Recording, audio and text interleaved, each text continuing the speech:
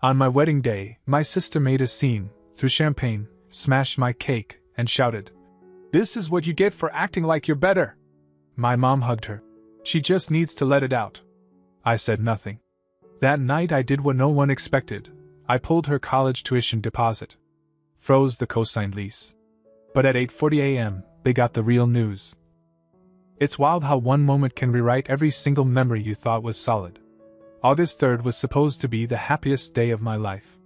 43 guests, soft jazz in the background, the venue lit just right. My fiancée, Emily, looked like someone who'd walked straight out of a dream.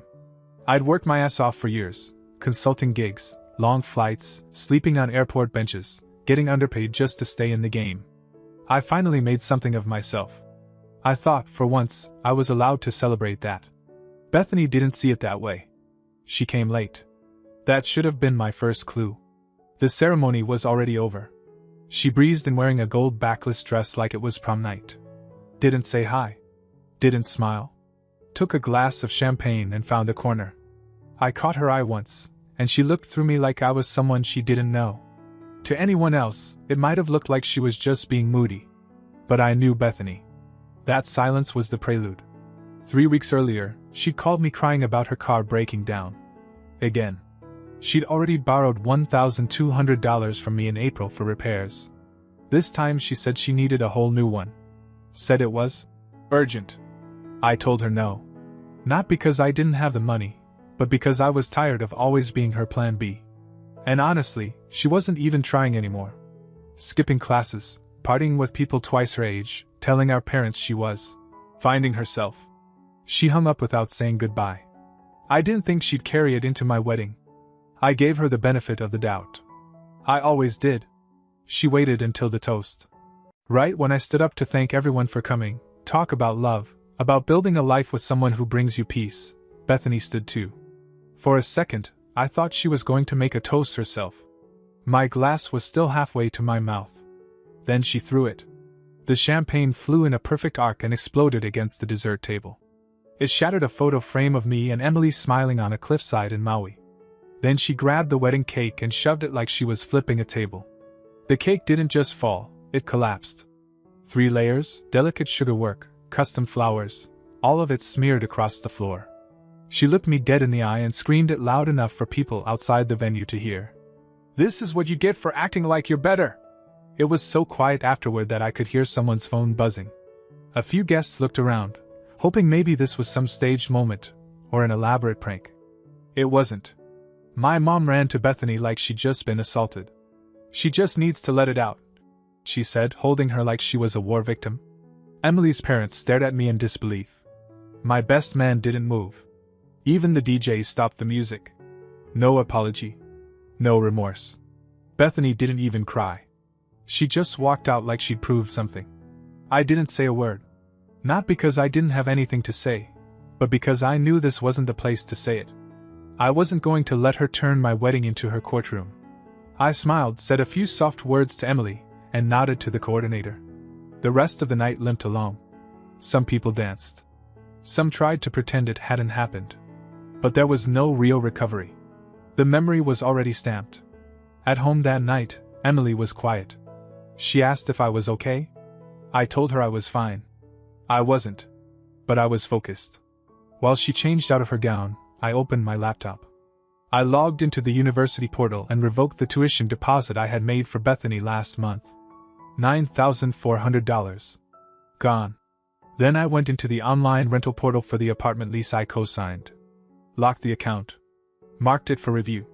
No approval, no rent payment. Lease agreement now frozen. Rent due in 5 days. At exactly 8:40 the next morning, Bethany called me. I didn't answer. She followed with 3 texts. "What the hell? Why is the portal locked? I can't access anything.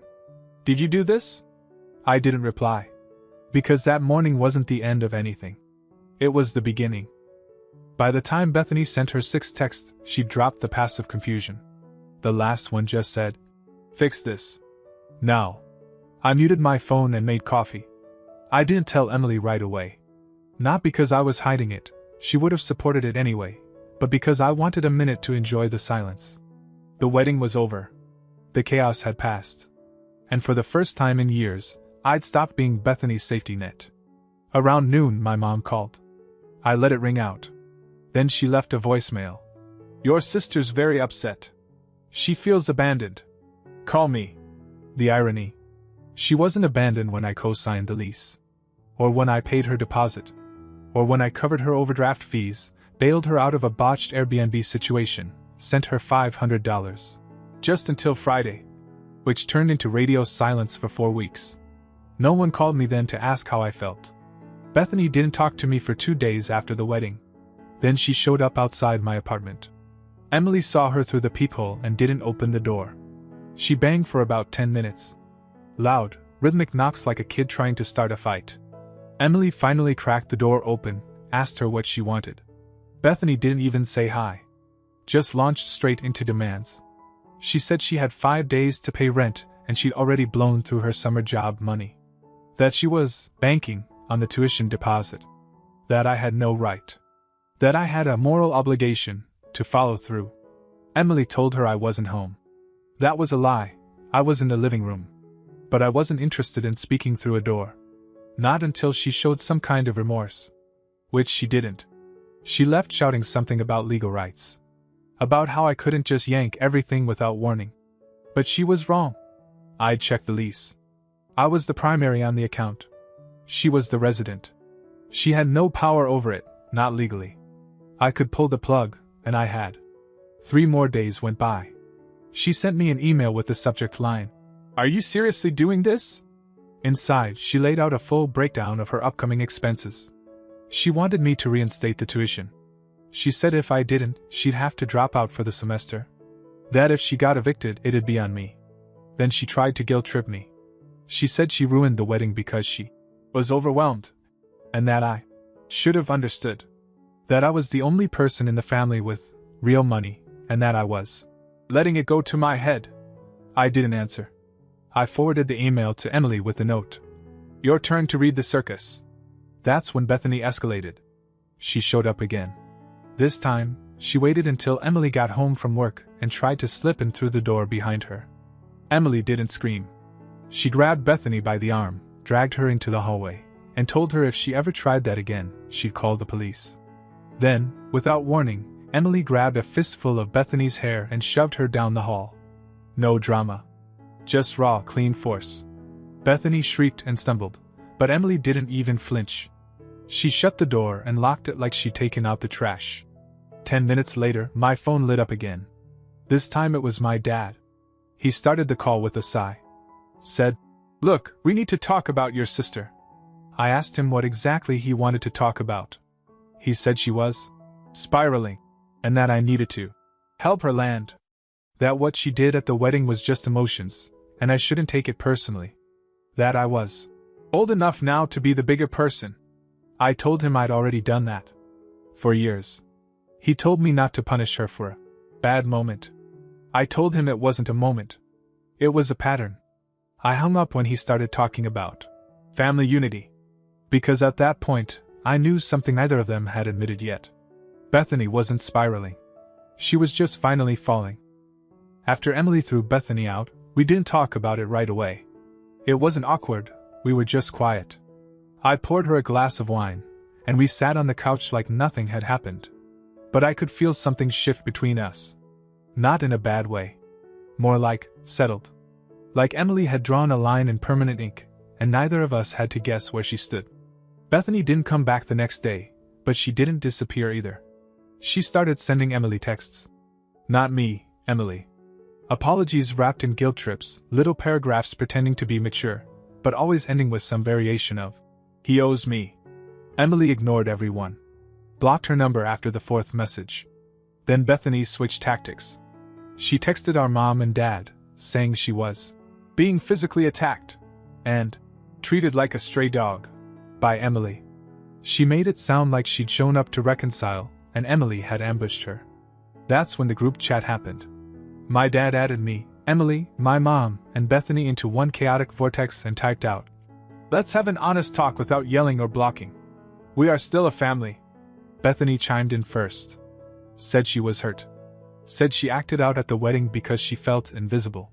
She wanted someone to acknowledge how forgotten she felt. She claimed I'd been rubbing success in her face for years. Then my mom joined in, told me it was time to move forward and forgive her while she's still finding herself. She ended her message with, "She's still your baby sister." Emily left the group chat. I stared at the screen for a long time. Then I replied with exactly 3 sentences. "She's not a baby. She's 22. And she needs to learn the cost of disrespect." Silence after that. No one replied. No typing bubbles. Just that weird quiet digital tension that feels louder than shouting. 2 days later, I heard through my cousin that Bethany had packed up and left her apartment. Couldn't pay rent. Couldn't find a subletter. The lease company contacted me for final paperwork. I didn't fight it. I signed it all off, made sure my credit was safe, and moved on. But the real kicker came a week later. Bethany enrolled back in school. Not under my name. Under my parents'. Turns out they paid the tuition themselves. After all the complaining about money, after all the guilt about how we don't have the same opportunities as you, they just pulled out the card and paid it. Quietly. No announcement. No apology. Just did it like it had been an option all along. So, they had the money. They just didn't want to spend it on her when they could pressure me to. I was done. I wasn't angry. I just felt clear. Emily and I sat on the balcony that night, drinking cheap wine and eating leftovers, and I told her I felt like a decade-long weight had been cut loose. She smiled and said, "Good. Now we can live." And that was the first night I truly believed her. About a week after Bethany officially left her apartment, things went quiet. No more angry texts, no surprise visits. For the first time in a long time, it felt like the storm had passed. Then my mom called. "No. Hi. No. How are you? Just, you'll be at your father's birthday next Saturday, right?" Like nothing had happened. Like my wedding hadn't been hijacked. Like my sister hadn't caused the scene that people were still talking about. I said I wasn't sure. She paused, then said, "Bethany will be there. I want you two to talk. Like adults. And I want you to stop being so cold." That part hit weird. I was the cold one. Not the one who trashed a wedding cake and screamed in front of a crowd. Not the one who'd been living off me for the past 3 years. But the one who finally said enough? That's who they were mad at. I hung up without agreeing to anything. That night, Emily and I made dinner and didn't even bring it up until we were halfway through eating. She said we shouldn't go. I agreed. Then Friday night, the day before the party, something even more ridiculous happened. Bethany sent me a Venmo request for $1,800. Label. "For the cake and broken frame, LOL, let's just call it even." I didn't even react at first. I just handed my phone to Emily and walked out to the balcony. When I came back in, she had the calmest look on her face. I asked her what she wrote. She shrugged and said, "She's not going to like it." 15 minutes later, Bethany blocked both of us on everything. We didn't go to my dad's birthday party. But Bethany did. And she didn't come quietly. She showed up in a white jumpsuit that looked suspiciously close to bridal wear. Cousin Kara texted us a photo with the caption, "She's not okay." Apparently she brought some real estate guy she met 2 weeks prior and told half the guests they were moving in together soon. The other half she told, "Big things are coming." She kept saying it over and over. Big things. That Monday, we found out what the big thing was. Bethany launched a podcast. The title, Bloodline Bruises, Growing Up with the Golden Child. The teaser trailer dropped on Instagram and TikTok. In the voiceover, she said things like, "I thought family meant safety." And, "Sometimes the most toxic people are the ones you share a last name with." It was so theatrical it felt scripted. But she wasn't done. At the end of the video, she thanked a sponsor, a therapy app. The exact one I'd introduced her to a year earlier when she called me from the bathroom of a bar crying about a panic attack. She'd signed a real deal. They reposted her video. She got over 10,000 views in 24 hours. People in the comments were eating it up. Calling her brave. Asking for advice. Telling her they related. I didn't care about the podcast itself. But something about it made me feel unsettled. Like I was being slowly written into someone else's fiction. Then came the twist I never saw coming. She emailed me. Subject line, "Let's talk." The body was short. I'd like to meet. No drama. Just a conversation. I have things I want to tell you. I think you'll be proud of me. No accusations. No name-calling. Just calm, perfectly composed wording. It didn't feel like her at all. Emily read it twice and said, "She's not trying to fix anything. She's setting a trap." I replied with one line. "Emily will be there too." She never wrote back. But I had a feeling this wasn't over. And I was right. 3 days after the email, my parents showed up at our apartment. No call. No warning. Just rang the bell at 7:15 p.m. while Emily and I were eating dinner. I opened the door halfway, didn't say anything. My dad gave a little wave like this was just a friendly visit. My mom had her purse slung over her shoulder like she'd been planning to stay. She said, "We just want to talk," calmly. I told them they had 3 minutes. They walked in anyway. Emily stayed in the kitchen, arms crossed, not speaking. She wasn't going to do the fake smile thing. She didn't need to. Everyone knew where she stood. My mom went first. She said Bethany was going through a transformative period and had made mistakes she regrets deeply.